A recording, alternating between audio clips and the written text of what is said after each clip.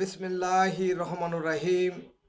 দেশে ও প্রবাসে বসবাসকারী সকল ধর্মপ্রাণ মুসলিম ভাই ও বোনদের জানাচ্ছি আন্তরিকভাবে রমজানুল মোবারক।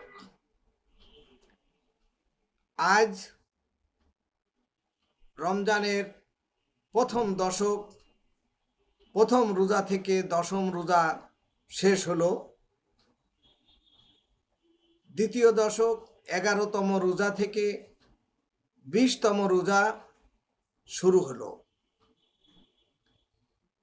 রোজাদার ভাই ও বোনেরা, ইতিমধ্যে আপনারা রোজার প্রথম দশক সফলতার সাথে শেষ করেছেন। দ্বিতীয় দশক খুবই গুরুত্বপূর্ণ। দ্বিতীয় দশক হচ্ছে মাগফিরাতের অর্থাৎ ক্ষমার দশক। এই সময় মহান রাব্বুল আলামিন তার বান্দাদের অতীত পাপ ক্ষমা করার বিশেষ সুযোগ দিয়ে থাকে।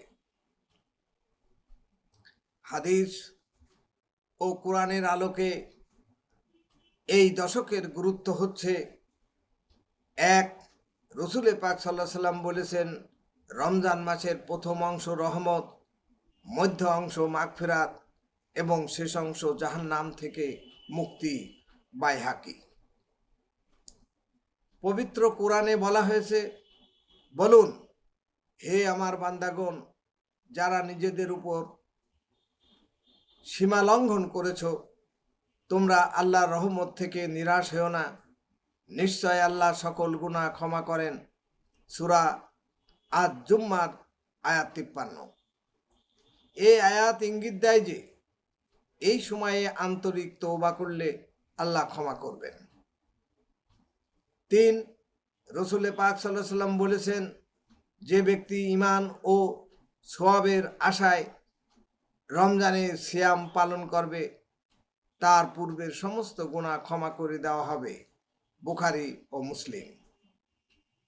4, অধিক ইস্তেগফার ও দোয়ার গুরুত্ব। নবী করিম সাল্লাল্লাহু আলাইহি সাল্লাম বলেছেন, এই দ্বিতীয় দশকে 11 থেকে 20 রোজায় আস্তাগফিরুল্লাহ পড়তে তিনি উৎসাহিত করেছেন। এই আস্তাগফিরুল্লাহ যেটা পড়তে হবে সেটা হচ্ছে, আল্লাহুম্মা ইন্নাকা আফুন তুহিব্বুল আফওয়া ফাআফু। বাংলা তরজমা হচ্ছে, হে আল্লাহ, তুমি ক্ষমাশীল, দয়াবান, তুমি ক্ষমা করকে ভালোবাসো, আমাকে ক্ষমা করে দাও। 5 হচ্ছে কিয়ামুল লাহুল ও তাহাজ্জুদের নামাজ পড়া। রাতে নফল নামাজ ও তাহাজ্জুদ আল্লাহর কাছে ক্ষমা পাওয়ার বড় মাধ্যম। কোরআনে বলা হয়েছে, তারা রাত্রিতে খুবই কম নিদ্রা যেত এবং শেষ রাতে তারা আল্লাহর কাছে ক্ষমা প্রার্থনা করত। সূরা আজ জারিয়াত আয়াত 17 এবং 18। তাই এই দশকে রাতের ইবাদতে মনোযোগী হওয়া উচিত সকল মুসলিম ভাই বোনের। রমজানের দ্বিতীয় দশকে আল্লাহ মাগফিরাত লাভের শ্রেষ্ঠ সময় বলে উল্লেখ করেছেন।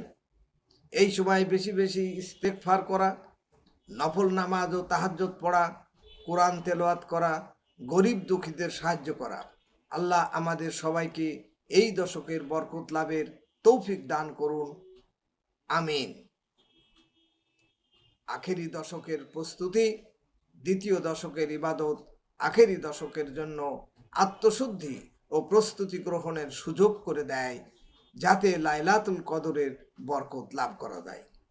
বন্ধুগণ, ভাই ও বোনেরা, মা বোনেরা, আপনারা যে যেখান থেকে এই ভিডিওটি দেখছেন, ভিডিওটি লাইক, শেয়ার, কমেন্ট দিয়ে প্রত্যেক মুসলমানকে এই তথ্যগুলি দেওয়ার জন্য বিশেষভাবে অনুরোধ করছি।